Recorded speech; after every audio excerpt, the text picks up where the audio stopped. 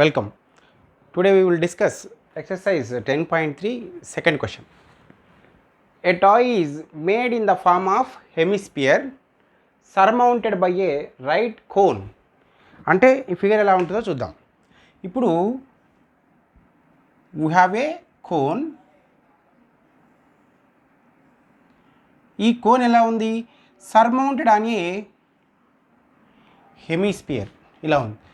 In the previous class we have discussed one question like this. Hemisphere మీద మనకు cone ఉంది. అప్పుడు the radius of the cone and the radius of the hemisphere both are equal and the cone has the height. So ఇక్కడ ఏం కనుక్కోవాలి? A toy is made in the form of hemisphere surmounted by a right cone whose circular base is joined with the plane surface of the hemisphere. అంటే hemisphere యొక్క plane surface అంటే ఏంది?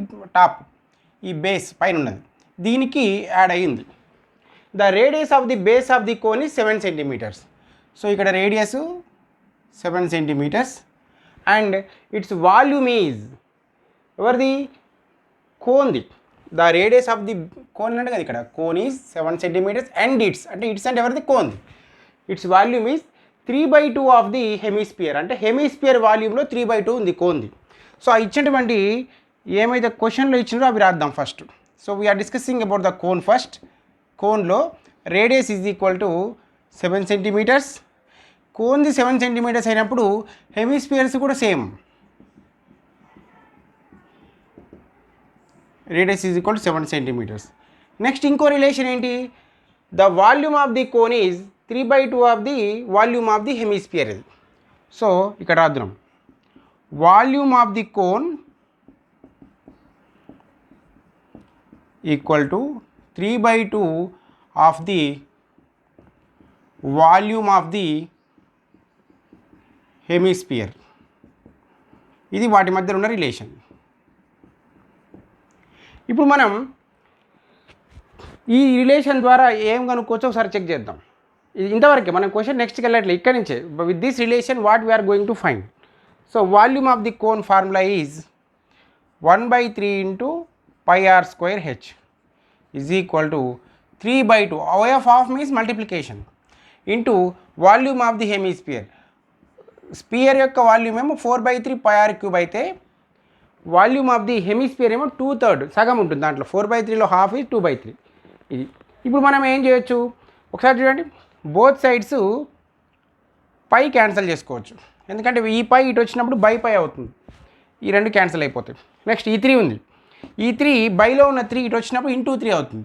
ఆ into 3 కింద ఇక్కడ ఉన్న 3 ఈ రెండు క్యాన్సిల్ అయిపోతాయి, అందుకే ముందే కొట్టేస్తాను. ఇది కొట్టేయద్దు, ఎందుకంటే this is on the right side and it is the left side. Left సైడ్లో ఉన్నది రైట్ సైడ్ పోతే మళ్ళీ పైకి న్యూమినేటర్కే వస్తుంది, మరి ఈ రెండు కొట్టేది కదా. సో ఈ రెండు కొట్టేస్తాం. Next 2 1 jar 2 1 jar cancel. ఏం మిగిలిందో రాద్దాం.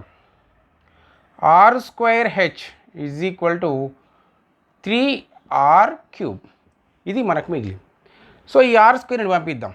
h is equal to 3r³ ఇప్పుడు ఇది 3 ఇంటూ a/m/a/n. బేసెస్ ఈక్వల్ ఉండి మధ్యలో బై సింబల్ ఉన్నప్పుడు పవర్స్ సబ్ట్రాక్ట్ చేసుకోవాలి, బేస్ సేమ్ రాసుకోవాలి. 3 ఇంటూ r⁻³ అంటే 1 రాయిపోయినా ఏం కాదు. So h is equal to 3 into r అంటే 7. So h is equal to 21 centimeters. So ఈ రిలేషన్తో మనము కోన్ యొక్క హైట్ కనుక్కున్నాం, దట్ ఈస్ 21 centimeters. ఇప్పుడు ఇది వచ్చిన తర్వాత క్వశ్చన్ దగ్గరికి వెళ్దాం. ఇక్కడి నుంచి find the height of the cone.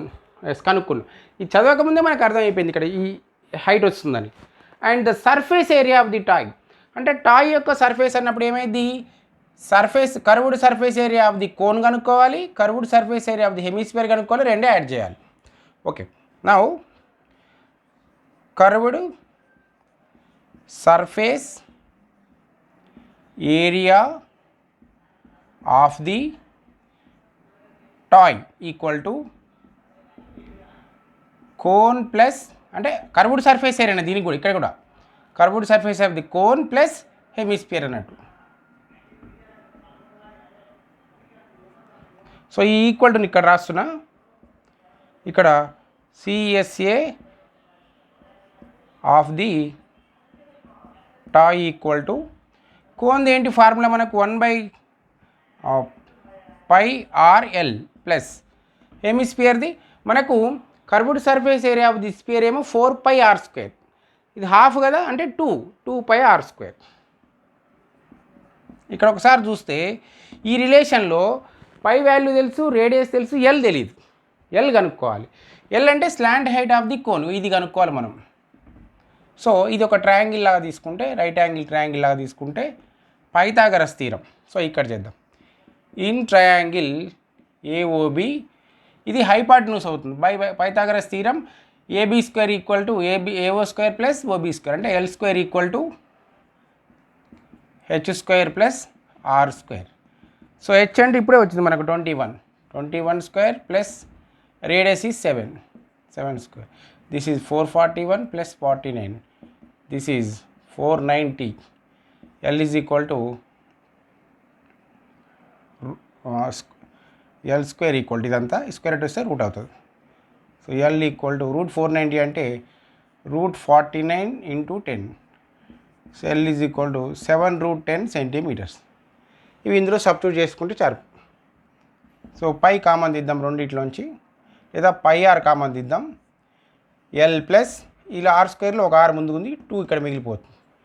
So 2R. పై అంటే 22/7 into radius is 7.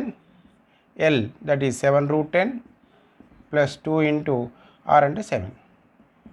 7 1 jar 7 1 jar 22 into 7√10 plus 2 into 7 that is 14. ఇదే ఆన్సర్. కాబట్టి ఇంకా సింప్లిఫై చేసుకోవచ్చు దీన్ని. ఇందులోంచి రెండింటిలోంచి 7 కామన్ తీస్తే ఇక్కడ √10 ప్లస్ 7 ఇంటూ ఎంత రాస్తే 14 వస్తుంది 2. So 22 7 154 into √10 plus 2. ఇది కర్వ్డ్ సర్ఫేస్ ఏరియా కాబట్టి స్క్వేర్ సెంటీమీటర్ అని రాస్తాం. సో CSA ఆఫ్ ది టా ఈక్వల్ టు 154 ఆఫ్ √10 ప్లస్ 2. ఇప్పుడు మనకు కావాలంటే దీన్ని √10 ప్లేస్లో దాని √10 వాల్యూ ఎంతో సబ్స్టిట్యూట్ చేసుకుంటే సింప్లిఫికేషన్ చేస్తే మనకు we get the answer in decimals. So ఇట్లా మనం ఫస్ట్ జాగ్రత్త చూడండి. ఇక్కడ ఇది వాల్యూమ్స్కు సంబంధించిన రిలేషన్ ఇస్తే దాని నుంచి హైట్ కనుక్కున్నాం. హైట్ కనుక్కున్న తర్వాత ఇట్లా ఇది రాసుకోవడం వస్తే చాలు మనకు. వాల్యూమ్ ఆఫ్ ది కోన్ ఎలా ఉంది, 3/2 of the volume of the hemisphere అని ఇచ్చింది కదా. ఈ రిలేషన్ రాసుకున్నప్పుడు ఈ రిలేషన్లో కొన్ని కట్ అయిపోయి మనకు చివరికి ఒకటే నెంబర్ మిగులుతుంది, ఒకటే వేరియబుల్ మిగులుతుంది. అదే కనుక్కోవాలి మనం, h. That why to find out height. And later height కనుక్కున్న తర్వాత నేను ఫస్ట్ ఇది చేయకుండా ఇది రాసిన, ఎందుకంటే ఇక్కడ వాట్ వీ రిక్వైర్డ్ అని తెలుస్తుందని.